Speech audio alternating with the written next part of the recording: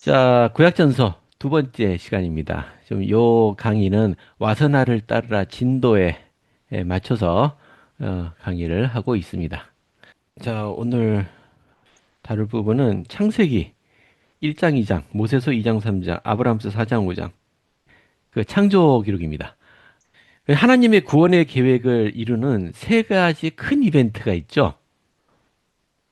자, 요 용어 기억해 두세요. 하나님의 구원의 계획을 이루는 세 개의 큰 사건들.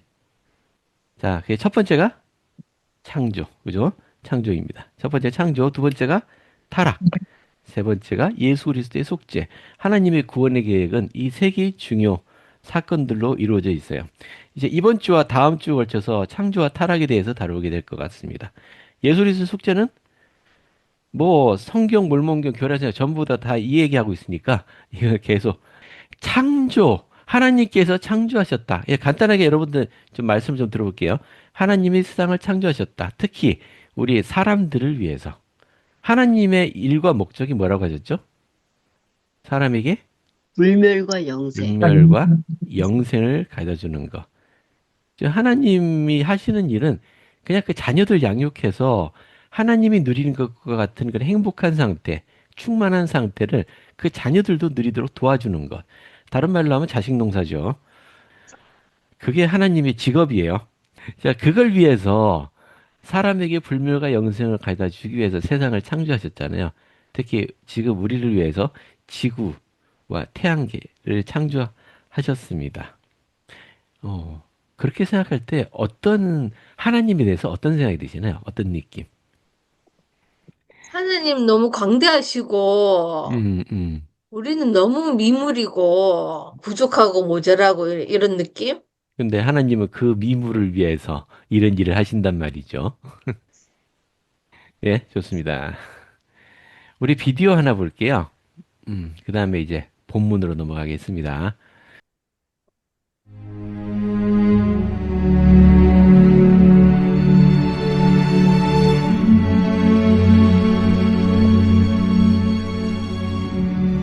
My name's John Lewis, formerly professor of planetary sciences at the University of Arizona and before that at MIT. And I'm a chemist, basically, and I'm interested in the chemistry of the universe, especially the solar system where we live.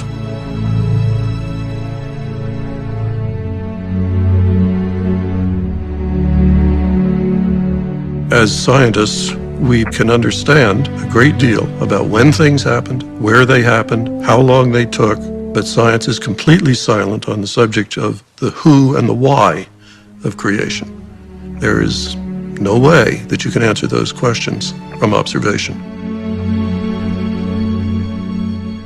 The universe was created by God, and we know from the New Testament that in this case it was actually Jesus Christ who carried out the work in accordance with a plan which I suppose would permit us to call our Heavenly Father the architect of existence and Jesus Christ to be the builder.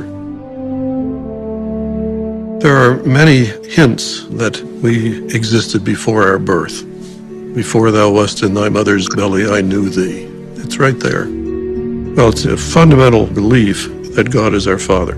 We are first and foremost eternal spiritual beings.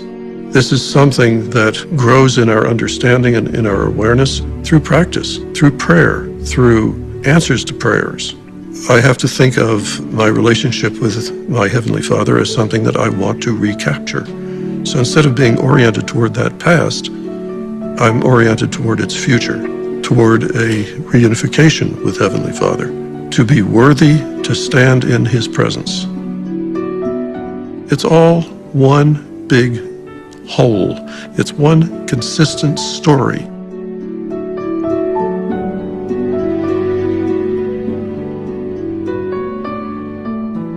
To me, one of the most fundamental principles here is that the universe is God's handiwork.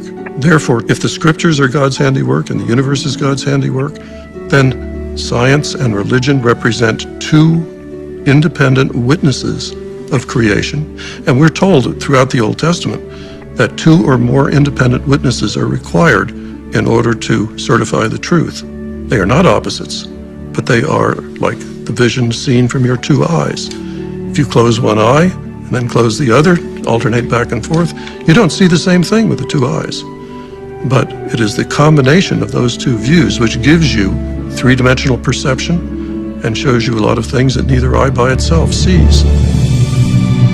When I look at the Hubble deep space images, where every spot of light in the picture is a galaxy, and every one of those galaxies has 100 billion stars in it, and those galaxies are in all different shapes and colors, and just beginning to think how many worlds are within that field of view.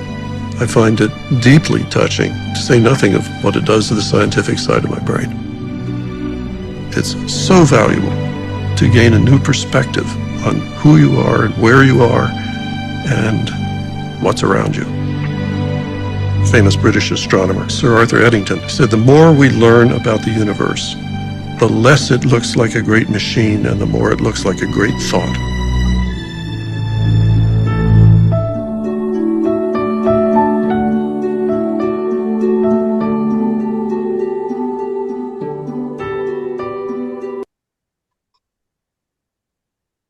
자, 우리 육하원칙이라는 게 있죠? 자, 누가, 언제, 어디서, 무엇을, 어떻게, 왜. 예, 이것을 이제 육하원칙이라고 하죠. 우리 창조에 대해서도 누가, 그죠? 누가 창조했느냐, 언제 창조했느냐, 어디서, 무엇을, 그리고 어떻게 하셨느냐, 왜 하셨느냐. 자, 이런 질문을 할 수 있어요. 조셉 필딩 스미스님이 말씀하셨어요. 지금 창세기 또 모세서에 있는 이 창조의 기록은 물질적 창조의 기록입니다. 물질적 창조. 좀 1장, 2장 읽어보면은 중간에 좀 이상하게 여겨지는 부분들이 있어요. 그래서 어떤 분들은 1장에 있는 내용은 영적인 창조의 기사고 실제 창조는 2장에 있는 거다. 뭐 또는 1장에 있는 건 설계도고 실제적인 창조는 2장에서 이루어진 거다. 이렇게 설명하는 분도 계세요. 근데 그렇지 않습니다. 1장 처음부터 실질적인 물질 창조의 기록이다. 라고 이해하셔야 돼요. 성전에서 오랫동안 지금 경전에 우리 성경이나 모세서에 있는 것과는 창조의 순서를 다르게 성전에서 이제 설명을 했었어요. 근데 지금은 네, 그걸 바꾸었습니다. 경전에 있는 것과 네, 일치시켰어요. 거긴 이유가 있을 겁니다. 이제 점점 우리 사람들이 이해력이 커지면서 성전에서 그렇게 하면 안 된다라고 판단했을 것 같아요. 자, 영적인 창조의 기록이 아니고 물질적 창조의 기록이다. 그리고 지구를 창조한 분이 누구냐? 우리 지난주에 나왔죠? 지구를 창조하신 분이 누군가요? 예수 그리스도. 예수 그리스도께서 창조하셨습니다. 말씀, 권능의 말씀이라고 말씀하셨죠. 그리고 미가엘, 아담을 비롯한 다른 사람들이 또 같이 참여했겠죠. 노아나 에녹도 있었을 거라고 하셨어요. 조셉 스미스 같은 분도 계실 테고, 지구가 만들어지기 전에 통치자로 정해진 자들도 포함될 것이다. 이게 누군가요? 통치자로 정해진 자들, 즉 다스리는 자로 정해진 자들. 이 교재가 오래된 거라 용어가 좀 요즘 용어가 아니네요. 통치자라고 표현했네요. 지구가 만들어진 전세에서 우리 교회 회원들. 그렇죠. 우리 모두 다 우리 교회 회원들만인지 그건 모르겠습니다만은 우리들도 이 창조에 함께 도왔을 겁니다. 그러니까 이게 창조라는 게 이 신이 된 하나님이 뭐 땅이 있으라 하니까 땅이 샥 있고 이런 거 아니에요. 이런 거 아닙니다. 일을 해야 돼요. 예, 많은 작업이 있어야 되는 일입니다. 그래서 자, 그거 오해하시면 안 됩니다. 그럼 창조하는데 얼마나 걸렸냐? 일반적인 기독교인들 믿음은 어떻죠? 창조는 6일 걸렸다. 그러니까 일반적인 믿음인데요. 자, 우리 후기 성도들은 그렇게 생각하지는 않습니다. 왜냐하면 우리 시간으로 우리가 시간을 측정하는 기준으로 하나님이 창조하셨는지 얼마나 오랫동안 시간이 걸렸는지는 알려진 바 없습니다. 우리 회장님 말씀을 읽어볼까요? 러셀렘 내수 회장님은 물리적 창조 그 자체는 차례가 정해진 기간들을 통해 이루어졌습니다. 무슨 말이야? 창세기와 모세서에서 그러한 기간을 날이라고 부르고 있습니다. 그러나 아브라함서에서는 각 기간을 때로 지칭하고 있습니다. 다르다는 거죠. 난리나 때이거나 시대라고 부르는 게 관계없이 자, 창조의 기간은 별도의 사건들의 영혼의 한 조각들 사이의 기간이었습니다. 즉, 창조는 총 6단계로 이루어져 있다. 그걸 시대라고 불러도 좋고, 날이라고 불러도 좋습니다. 그죠? 그러니까 이게 6단계 창조 과정이 얼마나 오래 걸렸는지는 모른다. 그러니까 기독교인들 중에 이제 극단적인 사람들 6일, 그래, 그중에 좀 학구적인 사람들은 하나님의 하루는 인간에게 1000년이니까 6000년 걸렸다. 근데 이건 알 수가 없습니다. 하나님이 실제로 지금 지구의 시간 기준을 할 때 콜롭 아니 또는 콜롭이 몇 해 전 하는 기간에 지구의 창조가 완료되었는지는 모르죠.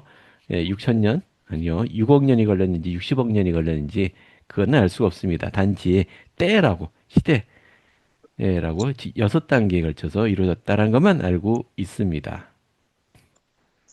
진화에 대한 교회 입장은 무엇인가? 왜냐하면 창조론과 진화론은 정면 배치된다고 사람들이 생각하거든요. 교회는 공식적인 입장이 없어요. 진화론, 학자들이 말하는 생물의 진화에 대해서 그것이 옳다, 그르다라고 말하지는 않습니다. 근데 우리 교회에 속해 있는 생물학 연구하는 분들은 뭐 각자 나름대로 의견들을 말씀하시더라고요. 아, 근데 교회에서는 학자들의 연구 결과를 결코 부정하지 않는다는 것만 이해해 주세요. 하지만 학자들은 이론을 세우고 그 이론을 증명하기 위해서 막 연구를 하거든요. 어, 근데 그 과정에서 자기들 이론이 틀렸다라는 게 증명이 되면 이론을 바꾸고 다시 그 연구를 하고 이런 식으로 연구를 해 나가요. 그러니까 지금 진화론자들이 뭐라고 얘기하든 어떤 거는 증명된 것도 있고 어떤 거는 단순히 이론에 머물고 있는 것도 있습니다. 진화 주장하는 사람들을 대해서 아니야. 하나님이 다 창조하신 거야. 절대로 진화는 있을 수 없어. 그렇게 말씀하실 필요는 없으세요. 예, 그런가 보다. 뭐 생물의 진화도 하나님의 그 창조의 과정의 일부분일 수도 있고요. 그 우리에게는 알려진 바가 없으니까요. 그런 것들은 다 복천년 때 되면은 이 지식이 완전하게 주어질 걸로 생각합니다. 자, 이것도 선자 조셉의 가르침이에요. 전통적인 기독교 믿음에서 하나님이 만물을 엑스 니힐로, 즉 무에서 창조하셨다고 믿습니다. 하지만 선자 조셉은 지구 창조에 대해서 이렇게 얘기했어요. 창조라는 것은 무에서 무언가를 만들어낸다는 뜻이 아닙니다. 이 말은 인간이 재료를 조직하여 배를 짓는 것처럼 무엇인가를 조직한다는 것을 의미합니다. 그래서 창조에 관한 아브라함의 기록에서 예수께서는 이미 존재하던 물질로 지구를 조직하셨다고 가르치셨어요. 자, 조직했다. 이거 바우라우라고 히브리어에서 바우라우라고 표현하죠. 이거 조직. 그러니까 성경에 실제로 있는 단어가 무에서 유를 창조한 게 아니고 조직했다라는 의미로 해석을 할 수 있다고 하셨어요. 그 구약성서의 창세기 1장, 2장, 저 갑진진주의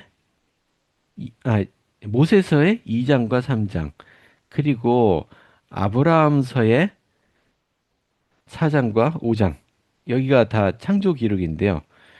오늘은 모세서를 기준으로 할게요. 왜냐하면 우리 성경의 창세기하고 가장 유사하고 또 하지만 창세기의 부족한 부분을 모세서가 메워주고 있기 때문에 모세서를 기준으로 하겠습니다. 자, 모세서 2장 1절부터 볼게요. 그리고 이렇게 되었나니 주께서 모세에게 말씀하여 이르시되 보라 내가 네게 이 하늘과 이 땅에 관하여 계시하노니 내가 하는 말을 기록하라. 나는 시작과 끝이요 전능한 하나님이니라. 나의 독생자로 말미암아 그죠? 말씀하셨죠?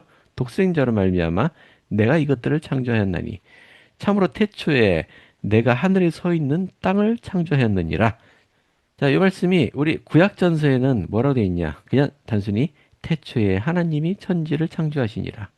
2절에 땅이 혼돈하고 공허하며 흑암이 깊음 위에 있고 하나님의 영은 수면 위에 운행하시니라. 혼돈하다. 여기 보시면 형체가 없다라는 의미예요. without form. 형체가 없다라는 의미입니다. 그리고 공허하다. void. 뭔가 제대로 된 게 없어요. 그냥 비어 있습니다. 형태가 없다고 하고 아무것도 없다라는 의미는 아니에요. 이 void는 아무것도 없다는 의미는 아닙니다. 그냥 물질들이 뒤섞여 있는 조직되지 않은 상태를 의미한다고 보시면 돼요. 흑암이 깊음 위에 있다. 자, darkness was upon the face of the deep이라고 돼 있어요. 우리 모세서에는 마찬가지죠. 땅이 형체가 없고 공허하였고 내가 흑암을 깊음 위에 올라오게 하였고. 말이 약간 다르죠. 나의 영은 수면 위를 운행하였느니라. 어렵습니다. 근데 이렇게 상상해 보세요. 요 창세기의 기록에 지구라는 행성 자체가 만들어지는 얘기는 없어요. 그건 이미 돼 있는 상태라고 보셔야 돼. 지구라는 행성 자체는 이미 형성이 돼 있습니다. 그 상태에서 땅이 그냥 이게 뒤섞여 있는 그냥 뭐 이렇게 유동체처럼 이렇게 뒤섞여 있는 상태를 보시면 될 것 같아요. 생각하시면. 흑암을 근데 지구가 만들어지긴 했는데 그 과학자들이 그렇게 얘기하죠. 태초의 지구는 메탄이든지 유황이라든지 뭐 온갖 기체들이 가득 둘러싸고 있는 새카만 별이었을 거다, 처음에. 자, 그렇다면 이 말이 이해가 되죠. 흑암. 그러니까 지구 땅 위에는 그냥 흑암만이 있을 뿐이에요. 흑암만. 그냥 깜깜합니다. 온갖 것이 뒤섞여 있는. 그게 이제 형체가 없다라고 보시면 될 것 같아요. 그리고 나의 영은 수면 위를 운행하였느니라. 이건 그저 보지만 그냥 제가 설명할게요. 영은 뭘 의미할까요? My spirit. 하나님의 영, 주님의 영. 그리고 여기 뒤에 나 하나님이 이르시되 빛이 있으라 하매 빛이 있었느니라. 사실 이것과 거의 같은 의미라고 이해하셔도 좋을 것 같아요. 창조 작업을 이루기 위해서는 하나님의 권능이 이 지구에 작용해야 되잖아요. 물론 하나님의 권능은 우주에 가득 차 있습니다. 하나님의 영이 작용하는, 이 영은 하나님의 권능, 그리스도 빛이라고 할 수 있어요. 자, 그것이 이 수면이라고 되어 있는데 그냥 혼돈에 쌓여 있는 이 행성 전체를 뒤덮고 있는 그런 상황을 이해하시면 될 것 같아요. 그래야 창조가 이루어지죠. 자, 3절 보시면 그리고 나 하나님이 이르되 빛이 있으라 함이 빛이 있었느니라. 종종 나오는 질문이에요. 보시면은 하늘의 궁창에 빛이 광명체들이 있으라 하니 땅을 비추더라. 큰 광명체는 해이요 작은 광명체는 달이더라. 아직 해와 달이 없는데 왜 빛이 벌써부터 나올까?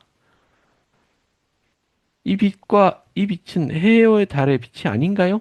라는 질문을 종종 하세요. 자, 이 빛의 정체 아시는 분? 하나님의 광채 아닐까요? 하나님의 광채. 좋습니다. 하나님의 광채. 우리 교리학생약 잠깐 볼게요. 교리학생약에 88편이에요. 교리학생약 88편에 이렇게 말씀했어요. 이 진리는 빛을 발하느니라. 그것은 그리스도의 빛이니라. 빛이라고 했죠? 근데 그리스도의 빛이 뭐라고요? 이 빛은 해 안에 있어서 해의 빛이기도 하고 그 권능이니 그것을 만든 권능이니라. 그리스도의 빛이 태양을 만들었대요. 또 달을 만든 권능, 별들의 빛이고 그것들을 만든 별들도 그리스도의 빛이 만들었답니다. 자, 이 빛은 하나님의 면전에서 나와 광활한 우주를 채우고 있고 이 빛은 만물 안에 있으며 만물에게 생명을 주며 만물을 다스린 율법이래요. 그리고 자기 보좌에 앉으사 영혼의 품 안에 계시며 만물 가운데 계시는 하나님의 권능이다. 이해가 되나요? 이 빛이 무슨 빛인지? 아니, 창조 작업을 하려면은 그리스도의 빛이 있어야 창조를 할 수 있잖아요. 이게 창조 만드는 한 그 권능이라고 하니까요.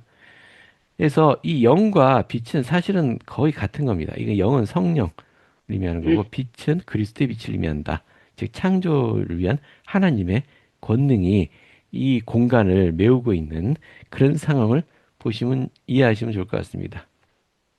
그리고 나 하나님이 그 빛을 보니 그 빛이 좋았더라. 또 나 하나님이 빛을 어둠으로부터 나누었느니라. 그리고 나 하나님이 빛을 낮이라 일컬으시고 어둠을 내가 밤이라 일컬으니라. 이를 나는 나의 권능의 말씀으로 행하였으며 내가 말한 대로 이루어졌으니 졌느니라. 저녁이 되며 아침이 되니 첫째 날이더라.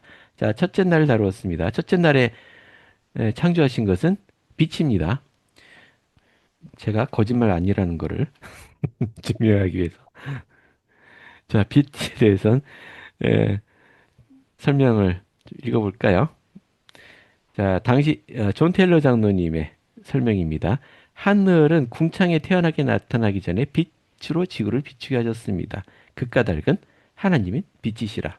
그분에게는 어둠이 조금도 없으시기 때문입니다. 그분은 태양이 빛이시며 태양을 만드신 빛입니다. 그 성전에서 또 배우는 것은 일단 이 첫째 날이라도 있는데 하나님께서는 물질로 가득 차 있는 어떤 빈 공간을 발견하시고 이곳에 저 물질도 주직해서 태양과 지- 지구와 또 태양계에 속해 있는 다른 행성들을 만드셨다. 라는 것은 분명한 것 같아요. 자, 그리고 방금 태양빛보다 하나님의 빛이 더 밝지 않겠느냐? 그렇죠. 아까 그리스도의 빛이 바로 태양의 빛의 원동력이라고 했죠. 태양이 빛을 낼 수 있는 이유도 하나님의 빛에 의해서다라고 설명하고 있네요. 그래서 지금 첫째 날이 됐습니다. 첫째 날 이제 이루어진 것들 일단 머리에 상상해 보세요. 태양은 이미 빛나고 있습니다. 그래서 이제 주변 공간으로 빛을 흩뿌리고 있어요. 그 다른 행성들도 만들어졌을 텐데 지구는 어떤 상태냐? 이제 고체 상태의 지구는 만들어졌지만 지구 대기 지금과 같은 대기가 아니고 온갖 가스들 수증기들이 뒤섞여 있는 밖에서 보면은 반짝반짝 빛나겠지만 지구 표면에서 보면 아주 시커먼 어두운 상황의 별이었을 겁니다. 자, 그게 첫째 날에 이루어진 거예요. 자, 6절부터 보겠습니다. 그리고 또 나 하나님이 이르되 물 가운데 궁창이 있으라 하며 내가 말한 대로 그렇게 되니라. 또 내가 이르되 궁창으로 물과 물이 나누게 하라 하며 그렇게 되니라. 그리고 나 하나님이 궁창을 만들고 참으로 궁창 아래에 큰 물과 궁창 위에 물로 나누니 내가 말한 대로 그렇게 되니라. 그리고 나 하나님이 궁창을 하늘이라 일컬었고 저녁이 되며 아침이 되니 이는 둘째 날이더라. 감사합니다. 자, 둘째 날에 행하신 일을 찬찬히 설명하겠습니다. 물 가운데 궁창이 있으라. 이게 물이라고 돼 있는데요. 이 물은 지금 당시 지구는 수증기들이 그냥 가득 차 있는 그런 상태입니다. 근데 지구가 식어감에 따라서 이제 물들이 식어서 인력에 끌려서 밑으로 내려앉죠. 가벼운 수증기는 공중에 그냥 떠 있고 그렇게 될 겁니다. 지금 물 가운데 궁창이 있으라. 궁창은 여기 퍼마먼트라고 돼 있네요. 다른 말로 하면 익스펜션.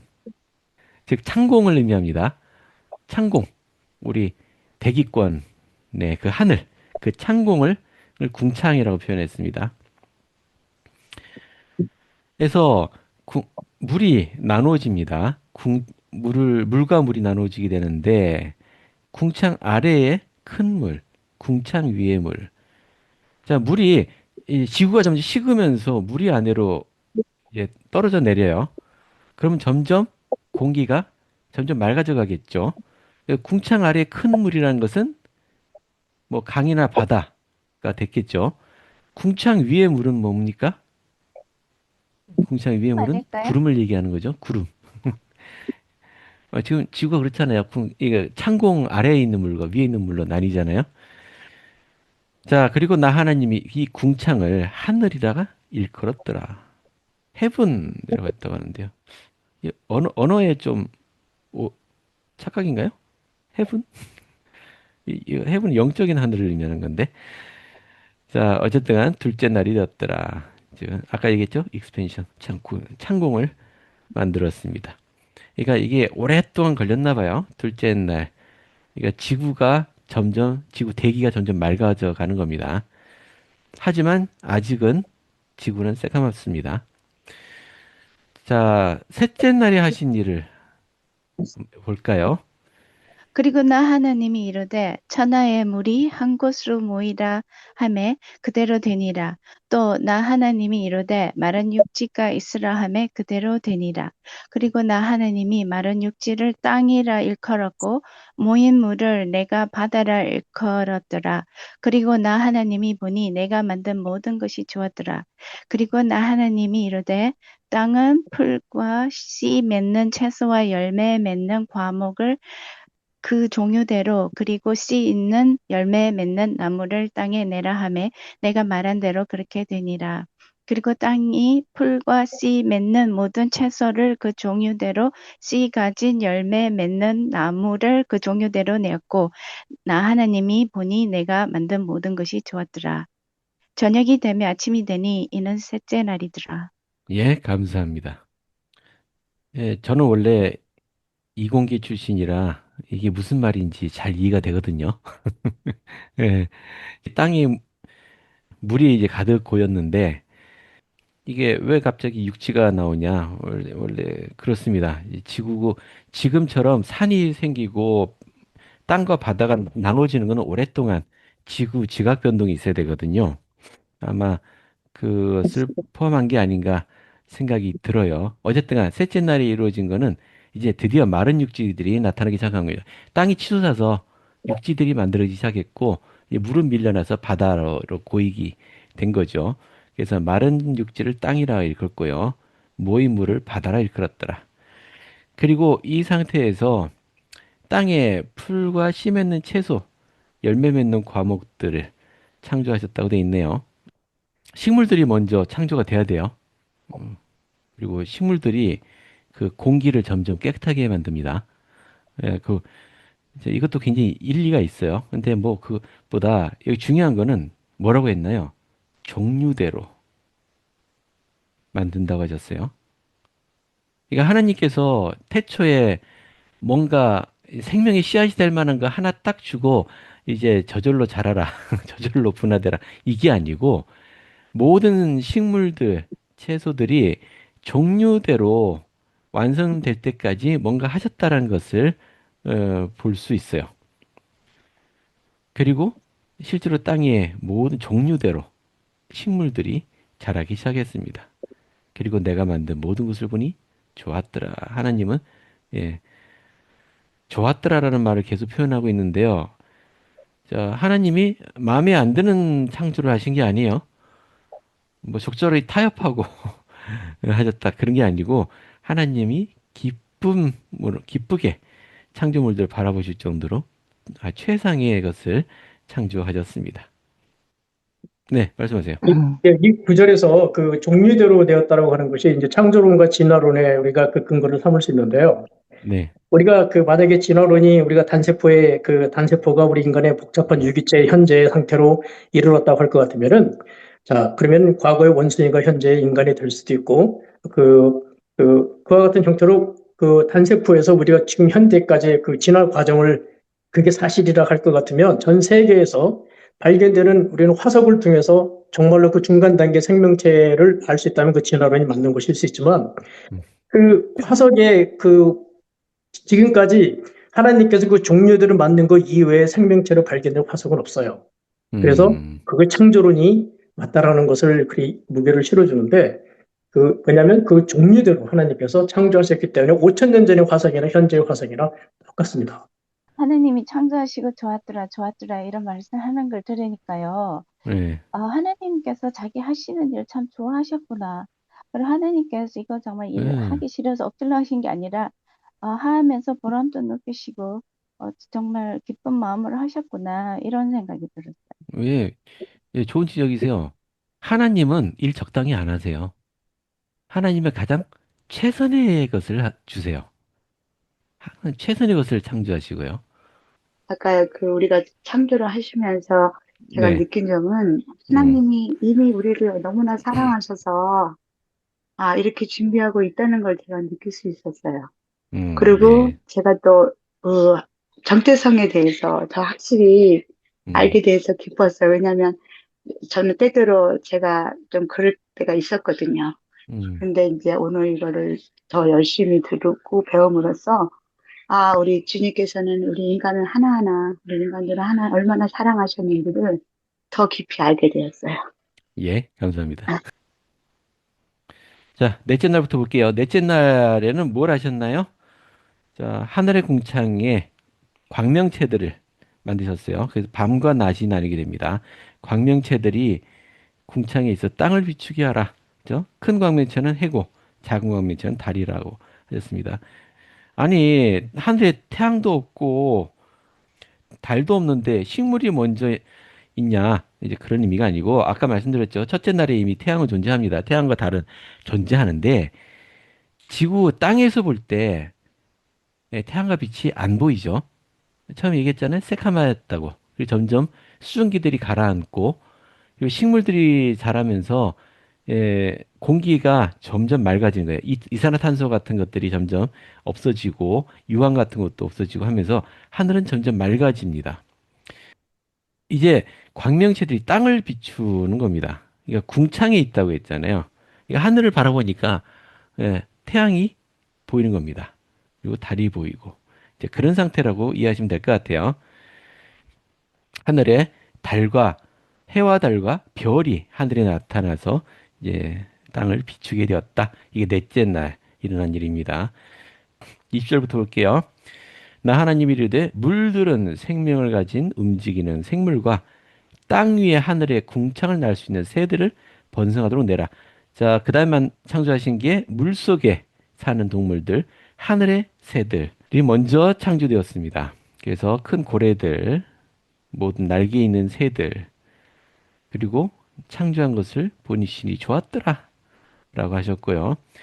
또 이 동물들에게 생육하고 번성하여 여러 바닷물에 충만하라. 그리고 새들도 땅에서 번성하라라고 명하셨습니다. 생육하고 번성하라. 생육하란 말은 무슨 말이죠? 예, 새끼 낳으란 얘기죠. 출산해라. 번성하란 얘기는 땅을 채워라. 땅 위에 범위를 넓혀가라. 라는 명령입니다. 이게 다섯째 날이라고 하셨고요. 자, 그리고 나 하나님, 자, 여섯째 날에 하신 일은 나 하나님이 이르되 이제 땅 위의 생물들 그 종류대로 내되 육족과 기는 것과 땅의 짐승을 그 종류대로 내라 하매 그대로 되니라. 먼저 바다에, 그 다음에 하늘에, 그 다음에 땅에 뭐 이렇게 돼 있네요. 과학자들은 먼저 바다에, 그 다음에 땅에, 그 다음에 마지막에 하늘 이렇게 얘기를 하는데요. 우리 창세기 기사는 좀 다르네요. 자, 나 하나 25절입니다. 나 하나님이 땅의 짐승을 그 종류대로 육축을 그 종류대로 땅에 기는 모든 것을 그 종류대로 만드니라. 나 하나님이 보니 이 모든 것이 좋았더라. 자, 그리고 마지막 드디어 그리고 나 하나님이 태초부터 나와 함께 있던 나의 독생자에게 이르되 우리의 형상을 따라 우리의 모양대로 사람을 만들자 하매 그대로 되니라. 그리고 나 하나님이 이르되 그들로 바다의 고기와 육축의 새와 어, 육축과 온 땅과 땅 위에 기어다니는 모든 것을 다스리게 하자 하고 나 하나님이 나의 형상대로 사람을 창조하되 나의 독생자의 형상대로 내가 그를 창조하였고 남자와 여자로 내가 그들을 창조하니라. 하나님의 형상대로 창조했다는 것이 어떤 의미인가? 자, 여기 토마스 에스몬슨 회장님의 가르침이 있는데요. 자, 요거만 어느 분이 한번 읽어봐 주실래요? 토마스 S. 몬슨 회장은 이렇게 가르쳤다. 하나님 아버지께서는 우리의 기도를 들을 수 있는 귀가 있습니다. 그분께서는 우리의 행동을 볼 수 있는 눈이 있습니다. 그분께서는 우리에게 말할 수 있는 입이 있습니다. 그분께서는 연민과 사랑을 느낄 수 있는 가슴이 있습니다. 그분은 실존하십니다. 그분은 살아계십니다. 우리는 그분의 형상대로 만들어진 그분의 자녀들입니다. 우리는 그분의 모습을 닮았으며 그분은 우리의 모습을 닮으셨습니다. 네, 감사합니다. 여러분 알고 계시나요? 카톨릭이나 개신교나 일반 우리가 기독교인들 좀 특이한 데들 빼고 보편적으로 하나님은 형체가 없는 하나님을 믿어요. 이해가 안 되실지 모르겠어요. 그러면 성경에 하나님의 형상대로라는 말은 무슨 말이냐? 라고 물어보면 이렇게 대답합니다. 하나님은 원래 형체가 없지만 하나님 가슴 속에 품으신 가장 완벽한 이미지가 있는데 그게 이 형상이다. 그 형상대로 하나님이 인간을 만드신 거다. 그들 입장엔 그렇게 믿을 수밖에 없겠죠. 형체가 있는 하나님이 우주를 품으시고 무소부재하시고 뭐 그런 특성을 가진 걸 이해할 수 없을 겁니다. 그래서 형체가 없는 하나님을 믿을 텐데 우리는 경전에 있는 말씀 그대로 믿습니다. 예, 우리는 하나님이 실제로 형상을 가지고 있고요. 특히 독생자 형상, 예수님의 형상, 그 형상을 본따서 인간을 만들었다. 예, 그분은 들을 귀가 있으시고 하실 말씀이 있으시고 예, 느낄 가슴이 있으시다. 음, 우리와 같은 형체를 가지신 예, 하나님이시고 따라서 그분의 자녀들을 창조하실 때 다른 형상이 아니고 하나님의 형상대로 인간들을 창조하셨다. 라고 교수님, 네, 교수님, 잠깐 질문이 있는데요. 네, 지금 오늘 이 17절 보고 이제 느낀 건데, 그러면 세상을 창조할 때는 예수님과 더불어 많은 선지자들이 참여했다고 하셨잖아요. 근데 네. 인간을 창조할 때는 하나님만이 그 능력을 갖고 계신 거죠. 인간을 창조하시는 것은. 예수님이 이미 이제 지상에 오실 때 육신을 입고 무슨 말, 오셨고, 예, 글쎄요. 뭐, 그건 모르겠습니다. 예, 그렇게, 예, 말할 수 있을지. 왜냐하면 이미 다른 동식물들에게도 생명을 주었잖아요. 그 영을 불어넣고 생명을 주었는데, 인간만은 왜 하나님이 주셨느냐. 그렇죠.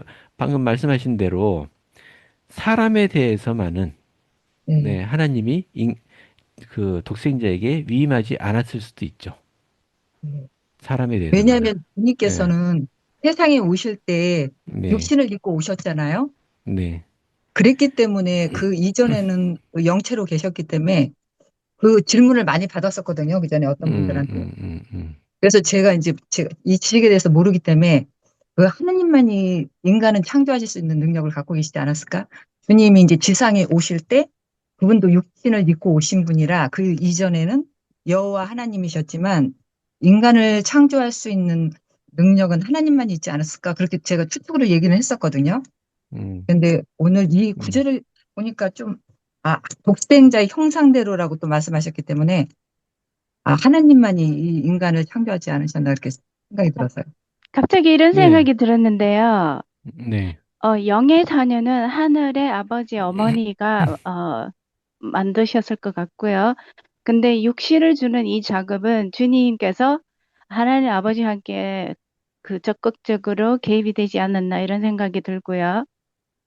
그리고 또 그게 이 형상이 있는 하나님인데요. 음, 근데 그 뭐 다른 그 믿는 자들은 형상이 없는 하나님을 믿는다라고 하는 말씀을 들으니 갑자기 그거 바로 사탄 아닌가? 사탄은 형상이 솔직히 몸이 없잖아요. 음, 예, 그래서 우리를 혼돈시키려고 형상이 없는 하나님 그런 이론을 가지고 오는 거 아닌가? 이런 생각이 들었어요. 우리를 예, 헷갈리게 하기 위해서. 예, 진리로부터 멀어진 모든 지식들은 이제 사탄에 의해서 조작된 거라고 보시면 돼요. 근데 아까 말씀하신 왜 우리 경전에는 없어요. 여러분 성전에 가서 이제 배울 때만 알 수 있는 건데 인간을 창조할 때만 하나님 아버지께서 직접 나서셨다. 그건 이제 알고 예, 있는데요. 왜 그래야만 되는가? 이건 다 추측이에요. 방금 여러분이 하신 말씀이나 제가 드린 말씀이나 다 추측일 뿐입니다. 제가 아직까지 읽은 선지자 기록에서 왜 그런지는 읽어본 적이 없어요. 예. 예, 어딘가 찾을 수 있을지 모르겠는데 현재까지는 그렇습니다.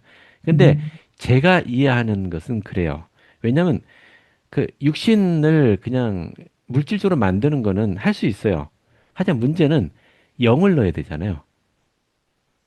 그렇죠. 영을 거기에 안착시켜야 돼요. 그러면 다른 동물이나 식물의 영들은 괜찮아요. 하지만 인간의 영은 예수님께서 다룰 수 있는 부분이 아니라고 생각이 돼요. 예, 아직 예, 그건 네, 아버지의 이해할 권한이죠. 수 있을 것 같아요. 네, 네. 예, 그래서가 아닐까라고 저도 추측해서 말씀드린 겁니다. 아, 이거 어디 가서, 음, 예, 예.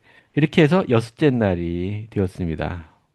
자, 하나님이 만든 모든 것을 보고 이제 인간까지 지상에 거하게 된 것을 보니 모든 것이 어떻다고요? 심히 좋았더라. 아주 지극히 기쁘셨습니다. 자, 이렇게 창조가 끝났고요. 자, 3장 넘어갈게요. 왜냐하면 2장을 다 읽고 나면 창조가 그랬구나 싶은데 3장 읽으면은 창세기 2장, 모세서 3장 읽으면 이거 뭐야? 라는 생각이 드는 부분이 있거든요. 자, 3장 1절 볼게요. 모세서 3장 1절입니다. 이같이 천지와 그 가운데 만물이 다 이루어지니라 했는데 조금 이상하네요. 여기 영어는 I thus the heaven and earth 하늘과 땅이 끝났다. And all host of them 그리고 모든 이거 뭐죠? 이 말이 없잖아. 우리 한글 all the host라는 얘기 호스트는 주인들, 군주 뭐 이렇게 이해할 수 있거든요.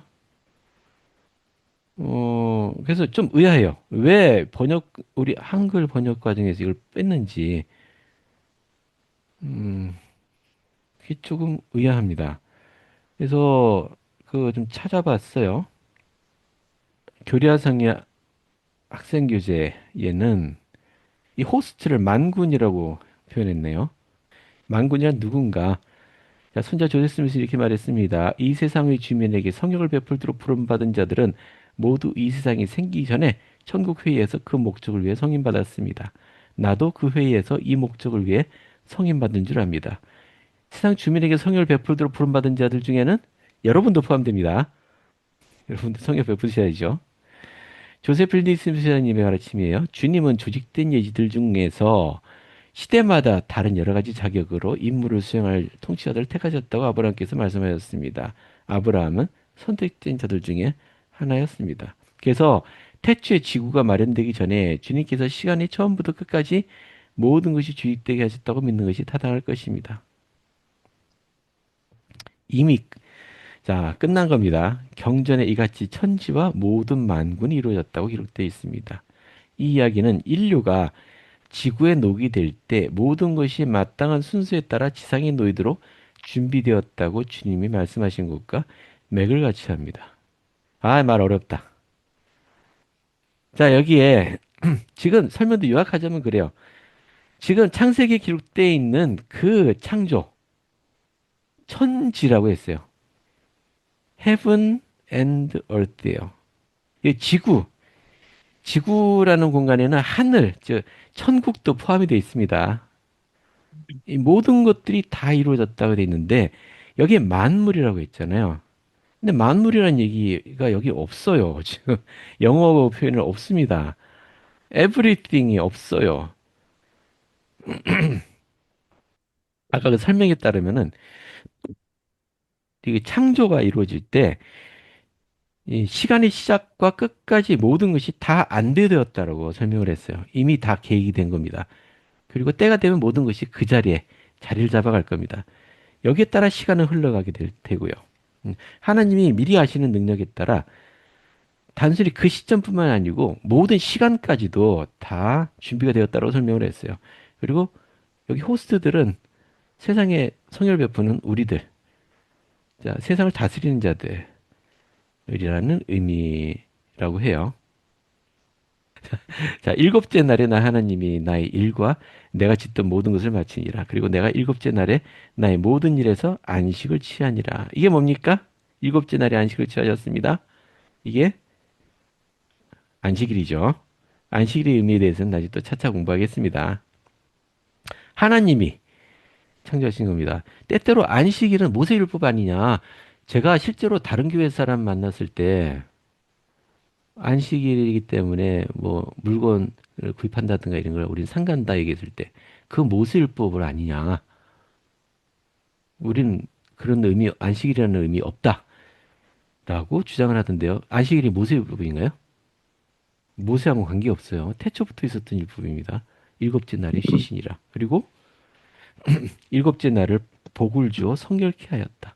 이날은 다른 일, 6일 동안은 세상에 어떤 일을 하고 어떤 일을 종사할지라도 일곱째 날에는 하나님을 위해서 따로 보존해 두어라 라는 것이죠.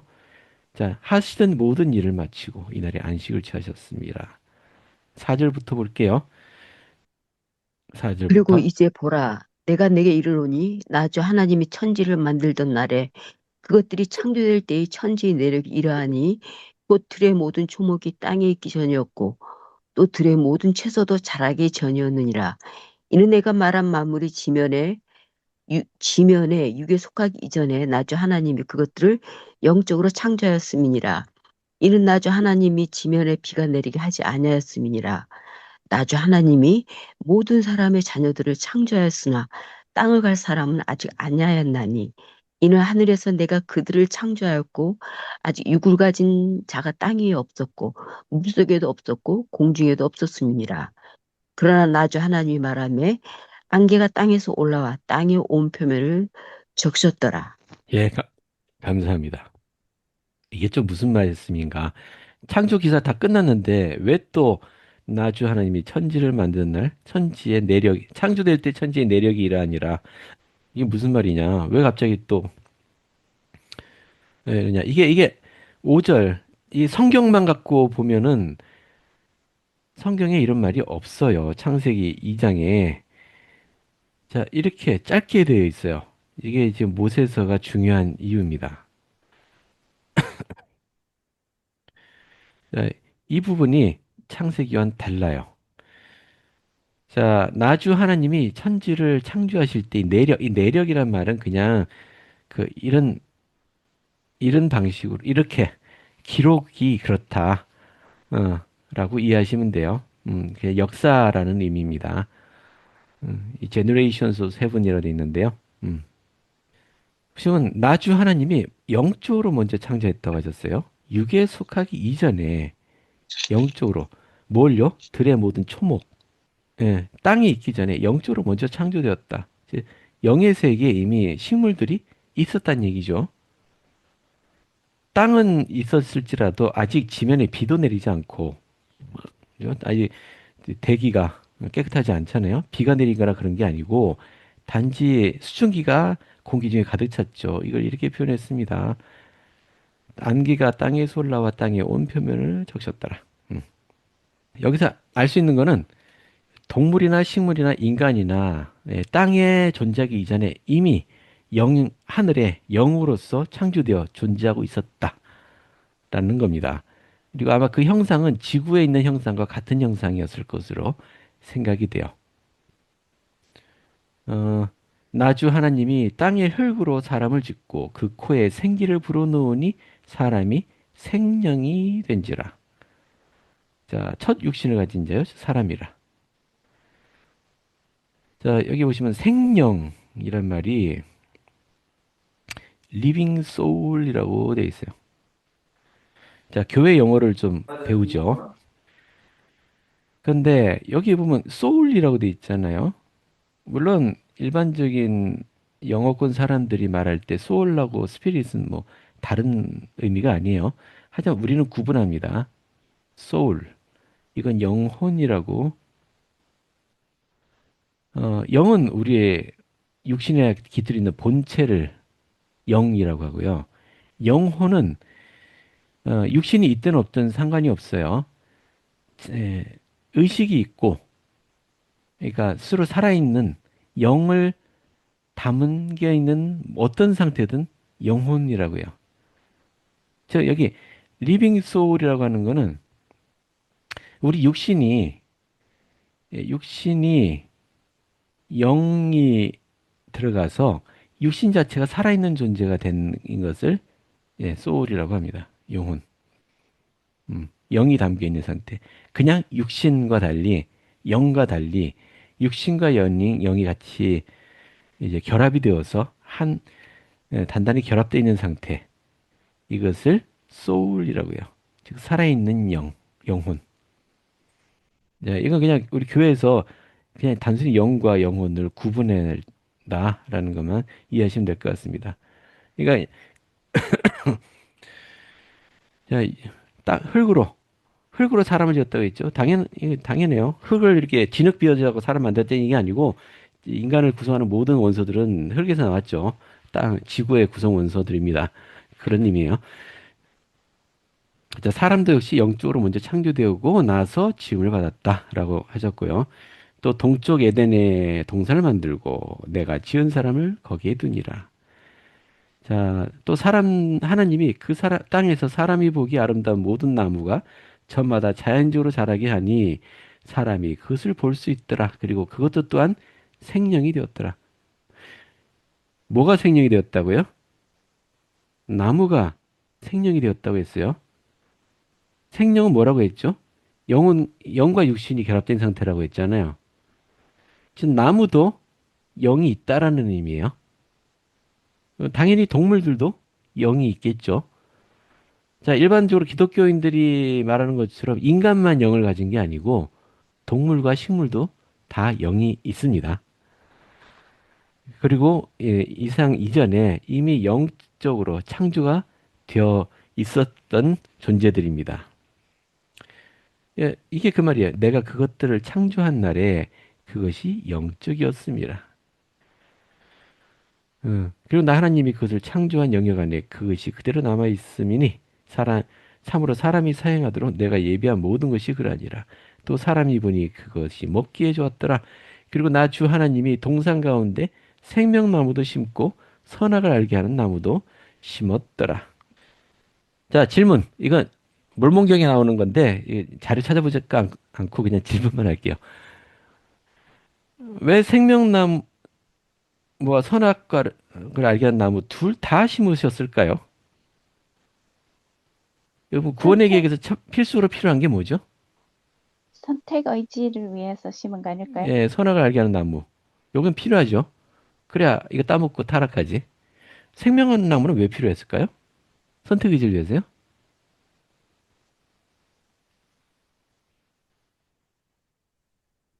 영생을 얻 의로운 선택을 할 수 있는 그런 예, 그 하나의 지침이라고 생각합니다. 예, 예, 좋습니다. 근데 없어도 되잖아, 이거. 왜냐면 아담과 이브가 선악을 알게 한 나무 열매를 따먹고 나서는 이 길 막아버렸잖아요. 생명나무로 가는 길. 음, 그 필요 없는 나무 아닌가? 그때는 달의 왕국 상태이었기 때문에 예. 이런 나무를 심어서 저 나무를 보면서 어떤 그런 목적의식, 어떤 좋은 동기 그런 거 부여하기 위해서 아닐까요? 음, 아니, 처음부터 그런 구원의 계획을 다 설명을 해주셨잖아요. 그래서 네. 에덴 음. 동산에서도 아마 그런 취지에서 두 나무를 다 심었지 않았을까라고 생각해봤어요. 좋습니다. 근데 네, 하나님이 선악을 알게 한 나무는 먹지 말라고 했잖아요, 이 열매는. 네, 아담과 이브는 그런가? 생명나무 열매는 먹을 수 있었을까요? 그러니까 있을 수도 있었을 것 같아요. 생명나무를 먹으면 죽지 않잖아요, 영원히. 예. 그러니까 그런 선악을 알기 때문에 생명나무를 못 먹겠잖아요. 왜냐하면 죽음을 이미 주님께서는 이제 했기 때문에 생명나무를 먹으면 영원히 살 수 있다는 그 원칙이 깨지서 그런 거 아닐까요? 예. 두 나무, 무엇을 상징하는가? 이것만 한번 읽어볼게요. 브루살 맥콩기 장로님 설명입니다. 에덴 동산에 두 그루의 나무가 있었다고 경전은 기록하고 있습니다. 그중 하나는 생명나무이고 나머지 하나는 선악을 알게 하는 나무였습니다. 전자는 영생을 상징적으로 나타낸 것이고 후자는 필멸에 관련된 모든 것이 탄생하게 된 경위, 이유 및 방식을 상징적으로 나타내고 있습니다. 자, 요건 생명나무는 영생을 상징해요. 아담과 이브는 뭐 동산 안에 모든 나무는 열매는 다 먹어도 되지만은 였잖아요. 동산의 각종 나무 열매는 내가 임의로 먹되 선악을 알게 한 나무 열매는 먹지 말라.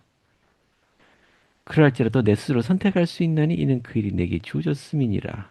하지만 내가 그것을 금한다는 것을 기억하라. 아니 먹어야 되는데 왜 금하셨을까요? 내가 그 열매를 먹는 날에는 반드시 죽을 것임이니라. 자, 이것 창세기 없죠? 우리 성경과 명백히 다른 부분입니다. 하나님이 무조건 먹지 말라고 한 게 아니에요. 하지만 선택할 수 있다. 라고 말씀하셨죠. 그래서 아담과 이브가 맞아. 경전 말 그대로면은 생명나무 열매도 먹었겠죠. 맛이 있는지 없는지 모르겠습니다만은 맛없는 나무를 창조하셨을까?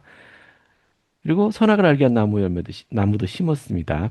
두 개는 상대적인 거예요. 상대적인 것. 그러니까 선악을 알게 한 나무를 심으면은 생명나무도 반드시 있어야만 됩니다. 왜냐하면 서로 상대적인 거기 때문에 한쪽으로 치우쳐 놓을 수는 없어요. 그러니까 아담과 이브에게 영원한 생명, 영생과 필멸의 삶 두 가지를 앞에 놓은 겁니다. 그리고 예, 스스로 깨달아 알기를 원하신 거겠죠. 아담과 이브는 지식은 있었어요. 배웠을 거 아니에요. 하지만 그게 어떤 의미인지는 몰랐습니다. 그건 이걸 보면 알 수 있어요.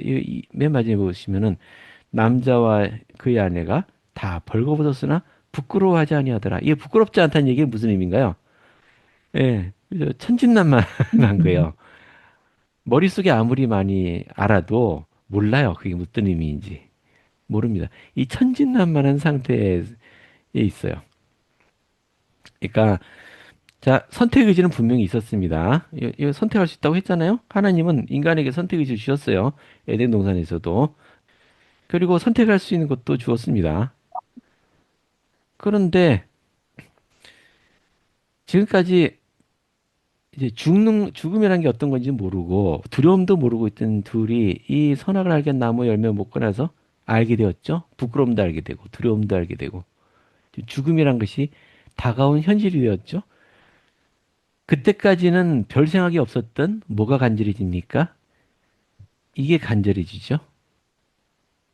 지금 자신들의 처한 상황에서 벗어나고 싶죠. 음. 그러면 꼭 당연히 이쪽으로 싶습니다. 손을 뻗게 되겠죠. 그죠? 하지만 하나님이 비록 영생을 주는 걸 바라시지만은 이렇게 얻으면 안 되는 거죠. 그래서 길을 차단하신 겁니다. 생명나무, 그래, 다른 생명나무를 주셨죠? 그게 뭔가요? 다른 예수 생명나무. 그리스도요. 그렇죠. 예수 그리스도께서 살아계신 생명나무가 돼요. 자, 이걸 예수 그리스도를 통해서 생명을 얻도록 하신 것이 하나님의 계획이요. 그러니 이 길은 막아버리신 겁니다. 자, 처음엔 남자만 창조하셨던 것 같아요. 하지만 사람이 혼자 있는 것이 좋지 아니하니라. 우주 만물은 그렇습니다. 반드시 상대되는 게 있어야 돼요. 그게 뭔가요? 남자와 여자는 서로 상대되는 개념입니다. 자, 그를 위해 돕는 배필을 지으리라.